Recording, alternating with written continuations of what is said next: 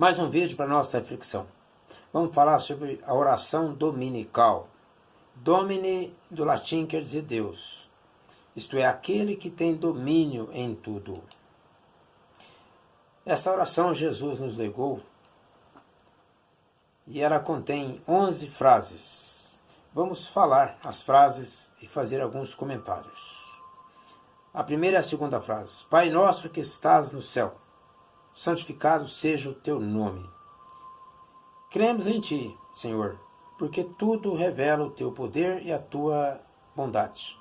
A harmonia do universo dá testemunho de uma sabedoria, de uma prudência e de uma previdência que ultrapassa todas as faculdades humanas. Em todas as obras da criação, desde o raminho de erva minúscula e o pequeno inseto, até os astros que se movem no espaço, o nome se acha escrito de um ser soberanamente grande e sábio. Por toda parte se nos depara a prova da existência de um supremo Criador. Cego, portanto, é aquele que te não reconhece nas tuas obras.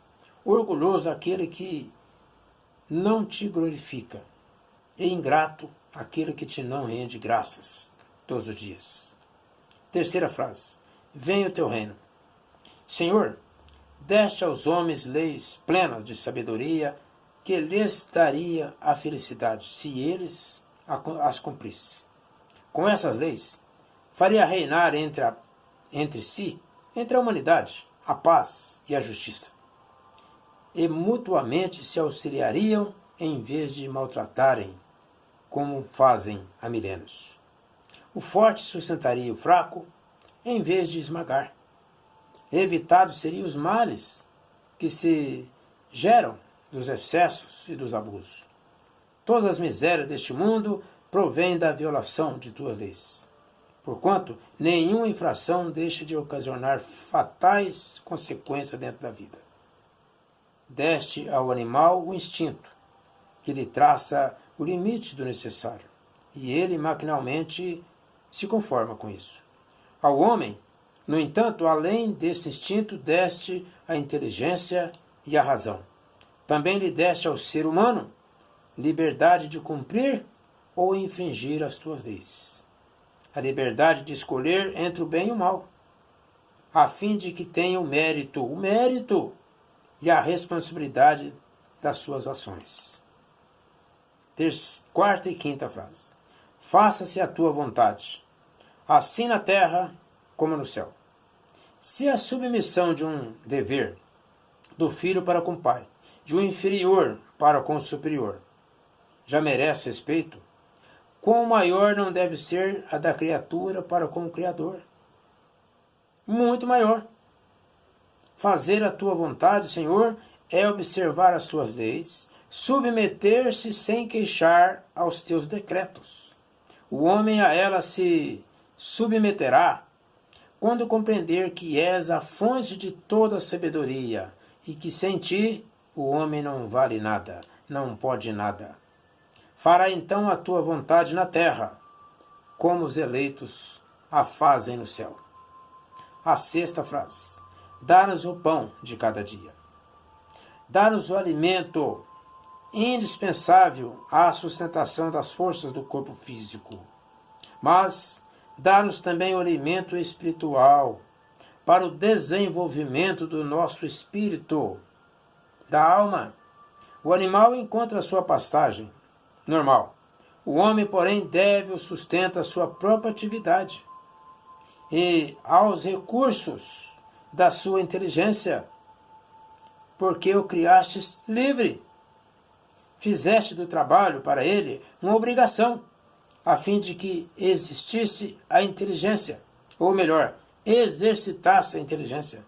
Só através do trabalho a gente consegue exercer e exercitar a nossa inteligência, na procura dos meios de prover as nossas necessidades e o nosso bem-estar.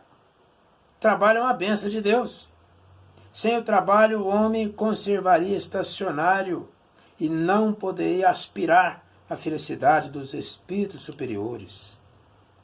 Antes, de nos queixarmos da chamada sorte, perguntamos a nós mesmos se ela não é obra nossa. A cada sofrimento que nos chegue, cuidemos de saber se não caberia a nós mesmos evitar.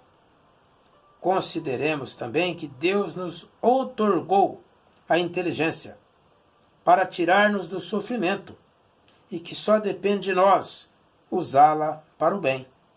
Quantas pessoas a usam só para o mal, prejudicando o próximo, sem nenhuma fagulha de amor, usando a inteligência para o lado negativo? Como vai ser feliz desse jeito? A 7ª e a 8ª. Perdoa as nossas dívidas, como perdoamos aos que nos devem. Perdoa as nossas ofensas, como perdoamos aos que nos ofenderam. Cada uma das nossas infrações, as tuas leis, Senhor, é uma ofensa que fazemos, é uma dívida que contraímos conosco mesmo. E que cedo ou tarde teremos de saldar. Dentro da lei, não tem como fugir.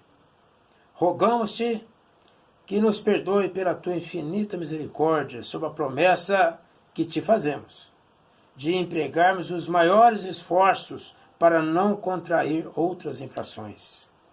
Fizeste da caridade, Senhor, uma lei divina. Mas a caridade não consiste apenas em socorrer os necessitados. A caridade mais sublime e necessária é perdoar as ofensas dos que porventura nos ofenderam. Com que direito reclamaríamos a vossa indulgência, Senhor, se não formos indulgentes para com o nosso próximo? Dai-nos, Senhor, a força de sufocar em nosso íntimo todo o ressentimento de ódio, rancor, orgulho, ciúme, essas mazelas todas.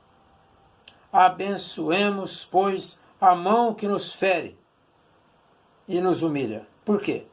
Porque a mortificação do corpo físico nos fortalece a alma e seremos levados a adquirir a humildade, que é a maior qualidade da alma ou do espírito.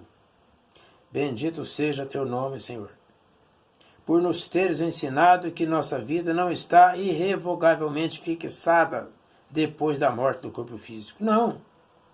Encontraremos em outras existências os meios de resgatar e de reparar nossas culpas passadas. Mas não é menos verdade que o sofrimento estará sempre presente na alma culpada, em qualquer dimensão do universo.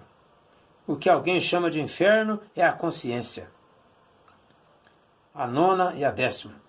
Não nos deixeis entregues à tentação, mas livrai-nos do mal.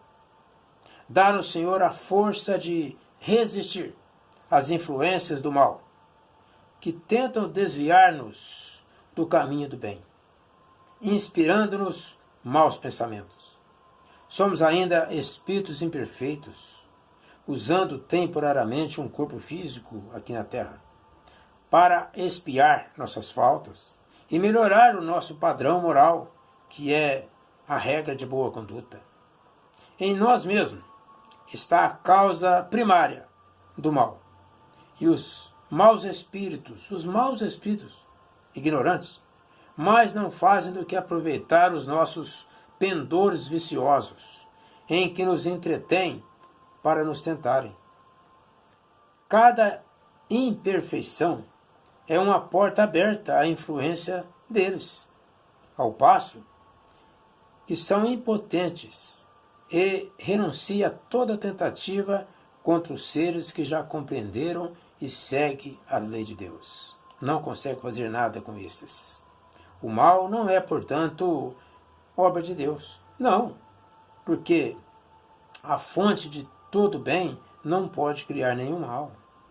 Somos nós mesmos que os criamos ao infringir as leis de Deus, pelo mau uso que fazemos da liberdade que Ele nos concedeu. Quando a humanidade colocar em prática as leis divinas, o mal desaparecerá da terra, como já desapareceu dos mundos mais adiantados. O mal não é senão a ignorância que a alma ainda carrega dentro dela. Falta de uma visão translúcida da vida espiritual.